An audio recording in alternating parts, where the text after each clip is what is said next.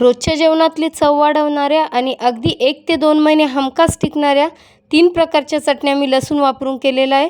तर video skip न करता बघा. आवडल्यास लाईक, शेअर, सबस्क्राईब करा. नमस्कार, मी स्वप्ना वायकर, वायकर्स किचनमध्ये तुमच्या सगळ्यांचं मनापासून स्वागत करते. तर बघा, पहिली चटणी मी शेंगदाणा चटणी दाखवते, जी साधारण ह्या प्रकारची चटणी सोलापूर भागात केली जाते. तर शेंगदाणे खरपूस असे भाजून घेतलेले आहेत. आता आमच्याकडे हिरव्या मिरचीचा वापर करून, म्हणजे जुन्नर भागाकडे हिरव्या मिरचीचा वापर करून ही चटणी करतात. पण मी आज ही लाल चटणी दाखवली आहे, सोलापूर भागामध्ये करतात त्या पद्धतीची. शेंगदाणे भाजून घेतले. तर 1 वाटी साधारण शेंगदाणे असतील तर 1 ते 2 चमचे तीळ घ्यायचेत. मी कमी प्रमाणात घेतलेले म्हणून 1 चमचाभर तीळ घेतलेले आहेत. शेंगदाणे बघा अशा पद्धतीने साल काढून घ्यायचं आणि मग त्याच्यानंतर त्याच्यामध्ये ते तीळ मिक्स करायचे. शेंगदाणे आणि तीळ मंद आचेवर चांगले खरपूस भाजायचे, जेणेकरून परत त्याला तुम्ही फोडणी नाही दिली तरी चालेल. गरम तेल त्याच्यावर वरून करून टाकलं तरी पण ती चटणी चविष्ट होते. तर आता बघा, लसूण टाकलं आहे. लसणाचं प्रमाण तुमच्यावर ठेवा, थोडंसं वाढवायचं किंवा कमी करायचं. तर मी थोडासा ह्या चटणीमध्ये कमी लसूण वापरला आहे, कारण मी पुढे अजून लसणाची चटणी दाखवणार आहे. तर ओबडधोबड असं वाटून घ्यायचं आहे आपल्याला, खूप जास्त बारीक नाही करायचं, दरदरीत वाटायचं आहे. तर आता बघा, वाटतानाच मी मीठ टाकलेलं आहे. तर त्या स्टेजला तुम्ही मिरची पावडरही टाकू शकता. परंतु मला आता मिक्सरच्या भांड्यामध्ये दुसऱ्या 2 चटण्या करायच्यात आणि त्या चटणीचा कलर चेंज होऊ नये म्हणून मी ही प्रोसेस केली. तेल टाकून त्याच्यामध्ये साधं लाल तिखट, जे घरगुती लाल तिखट असतं ते टाकलं आणि कश्मीरी मिरची पावडर टाकली आणि आपलं शेंगदाणा, लसूण आणि तिळाचं जे वाटण आहे ते टाकून घेतलं. सरभरीत असं मीठ टाकलेलं होतं वाटणामध्येच. आणि बघा, या अशा पद्धतीची अगदी लालसर पण कमी तिखट अशा पद्धतीची ही चटणी तयार झालेली. तिखटाचं प्रमाण तुमच्या आवडीनुसार करू शकता. तर आता दुसरी चटणी दाखवते मी, कारळ्याची चटणी.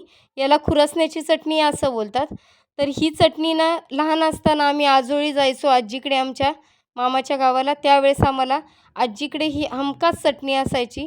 जुन्या काळामध्ये ह्या चटण्या अशा डबाभर करून ठेवलेल्या असायच्या आणि भाकरीबरोबर खायला, गरम गरम अशा भाकरीबरोबर खायला ही चटणी हमखास मिळायची. तर बघा, मी जे खुरासणे ते भाजून घेतले व्यवस्थित.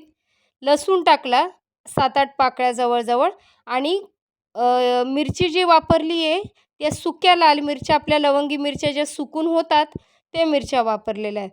आणि अशा पद्धतीने त्याचं बारीक करून घ्यायचं. तर बघा, थोडंसं असं जाडसर मला वाटलं म्हणून परत एकदा मिक्सरमध्ये फिरवलं आणि ही अशाच पद्धतीची इतकी बारीक होईल अशा पद्धतीने ती वाटण करून घ्यायचं.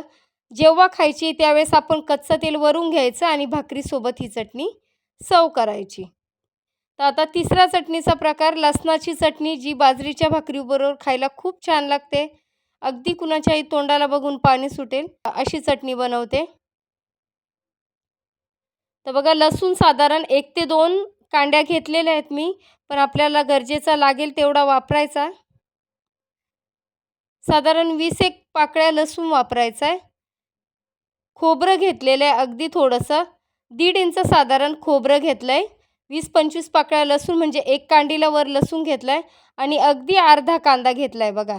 आता इथे तुम्हाला वाटेल की कांदा टाकेल तर चटणी कशी टिकणार आहे आपली, परंतु बिनधास्त 1 महिना तर ह्या चटणीला काहीच होत नाही. चवीनुसार मीठ टाकून घेतलं, चवीनुसार लाल तिखट टाकलं आणि कश्मीरी लाल मिरची पावडर टाकली आणि बघा 2-3 वेळा फिरवून अशा पद्धतीची ही लाल चटणी लसणाची तयार झालेली आहे. तर आता ही चटणीही आपल्याला हवाबंद डब्यामध्ये ठेवायची. आता मी सध्या तिन्ही तुम्हाला काचेच्या बाउलमध्ये काढून दाखवलेले आहेत, वाटीमध्ये.